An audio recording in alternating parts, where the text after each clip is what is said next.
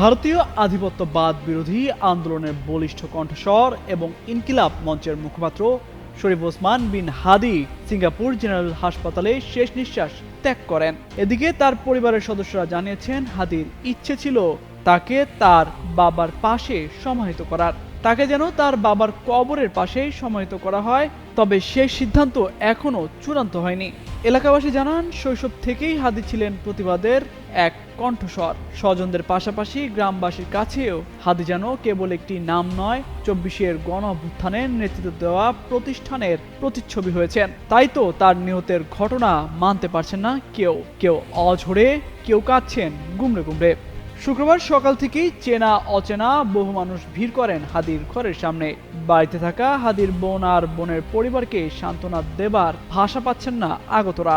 এই সময় কেউ স্মৃতি আওড়ান, কারো মুখে হাদি হত্যার বিচারের দাবি।